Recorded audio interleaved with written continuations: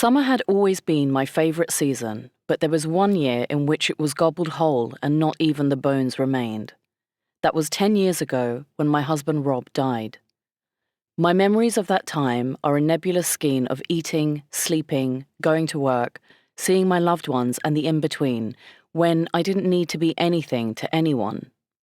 I would lie on my bed and look out at the sliver of blue sky held in the corner of the window. I spent a long time in this liminal state. Time moved differently there. It would contract like a concertina so that the day of Rob's death felt like yesterday, and then quickly expand so that the grief seemed infinite. Even though there was evidence the world around me was growing, the vines of jasmine curling under my window, pots of ferns holding green lace in their tightly bunched fists, I felt as if my life was over. I was 34. I lost the ability to think about the future, and so I never imagined I would have a middle age. Worrying about turning 40 feels pointless when you don't expect to get there.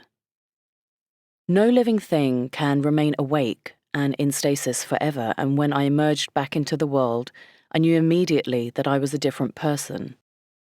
My past self was buried on a New Zealand winter's day alongside my husband, and my future self was yet to be decided.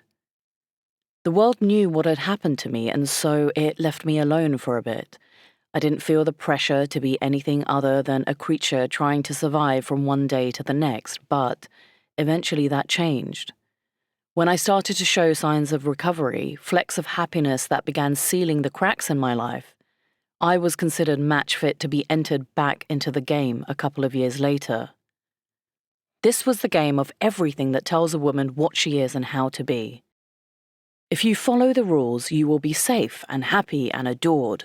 Be thin, eat less, find a man, have kids, don't complain, don't age, be grateful, don't ask for too much money, stay small, be scared, don't brag, be quiet.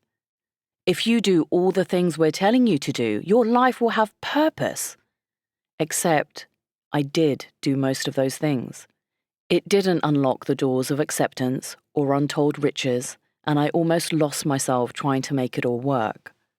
So I remained skeptical until middle age approached in the form of my 40th birthday, a blank page in a book I thought would have ended several chapters earlier. And then I became angry. Instead of being encouraged to feel gratitude and liberation for overcoming grief and embracing life, I was told there was a new problem in addition to all the old problems. I needed to overcome aging.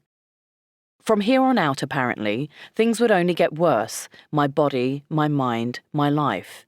It was the beginning of the end. Except I'd already been through an end, and this wasn't it. I was being told my best days were behind me, when in fact they had been some of my worst days. Nearly a decade of my 30s veiled in a mist of pain and longing, and now I was being told that what I had to look forward to was decay and whatever scraps of youth I could hold on to. No thanks. I'm no longer playing a game by someone else's rules. I don't accept that I am powerless to change things or that I should wait for the right time to be brave. I don't accept that getting older is something to vanquish, defeat, conquer.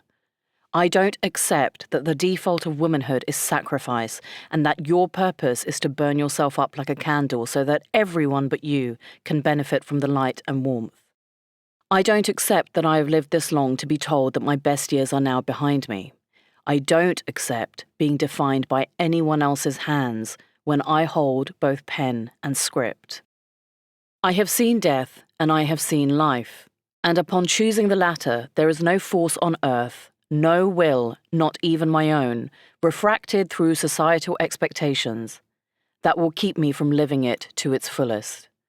There is more to life than what we've been told, and I want more, I want more, I want more.